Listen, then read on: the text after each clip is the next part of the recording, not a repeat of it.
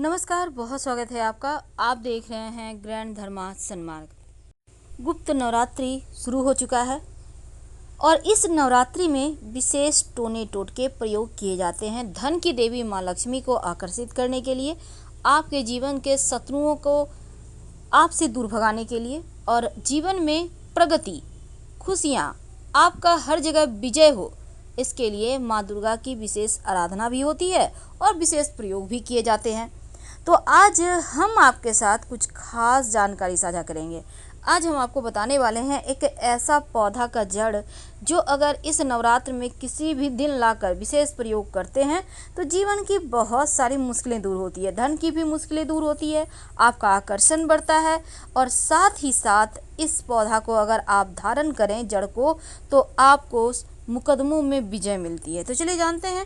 देखिए, सबसे पहली बात तो आप जब भी किसी जड़ को लेकर आते हैं, पौधे को लेकर आते हैं तो निमंत्रण देने का विधान है। यानी एक दिन पहले कभी भी सुबह से लेकर शाम तक में आप उस पौधे के पास जाइए और उसके पेड़ के पास जाकर थोड़ा सा जल, सुपारी, सिक्का लेकर जाइएगा। अगर आप बाई चांस आप खाली ही आते तो कोई बात नहीं, उस पौधे के पास जाएं, उन्हें प्रणाम करें। फिर आप अपना नाम बताइए, अपने पिता का नाम बताइए, माता का नाम बताइए और आप कहाँ रहते हैं ये भी बताइए। इसके बाद आप क्यों लेने आए हैं उस पौधे से बोलिए। फिर अगले दिन जाकर आप जल लेकर जाइएगा और उस पौधे की जड़ की जो जड़ है मिट्टी से कोड़कर थोड़ा सा निकालना है। तो ये प्रक्रिया आपको करनी है। तो चलिए जानते हैं। और वो पौधा है शंखपुष्पी।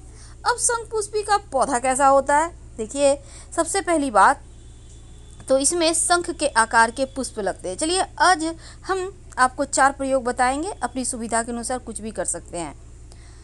तो सबसे पहली बात, जो विद्यार्थी हैं उनके लिए तो शंखपुष्पी का जड़ किसी चमत्कार से कम नहीं है, क्योंकि अगर आप इस जड़ को अपने पास रखते हैं, अब एग्ज़ाम देने जा रहे हैं तो आपको सफलता भी मिलती है। अगर आप इस जड़ को घिसकर इसका तिलक लगाते हैं तो आपको हर जगह विजय श्री की प्राप्ति होती है। तिलक लगाने से आकर्षण बढ़ता है, सम्मोहन शक्ति बढ़ती है और ऐसा लोग हजारों लोगों को संबोधित करके भी यहाँ पर आपकी बात सब कोई सुनते हैं। अगर इसकी जड़ को आप लगाते हैं घिसकर अपने ललाट पर तिलक, तब तो शंखपुष्पी का जड़ आप अपने घर में लाकर, जिस विधि से हमने कहा, आप नियमित रूप से पूजा करें, धन के स्थान पे रखें तो आपके जीवन की धन की मुश्किलें दूर होती है, कभी भी धन की कमी नहीं होती। और पूजा करने के बाद आप चाहें तो शंखपुष्पी की जड़ को चांदी के ताबीज में भरकर गले में या दाहिने बाह में पहन सकते हैं। आपको हर जगह विजय श्री की प्राप्ति होगी, सफलता मिलेगी, वाद विवाद में आपको कोई पराजित ही नहीं कर पाएगा। तो इस शंखपुष्पी की जड़ को अब मान लेते हैं अभी आप नहीं ला पाए किसी कारणवश, तो किसी भी महीने के शुक्ल पक्ष में जब भी गुरु पुष्य नक्षत्र हो, रवि पुष्य नक्षत्र हो, तब आप इस जड़ को लेकर आइए। नहीं तो गुप्त नवरात्र में किसी भी दिन ले आएँ, क्योंकि हर दिन बहुत ही ज़्यादा महत्व रखता है।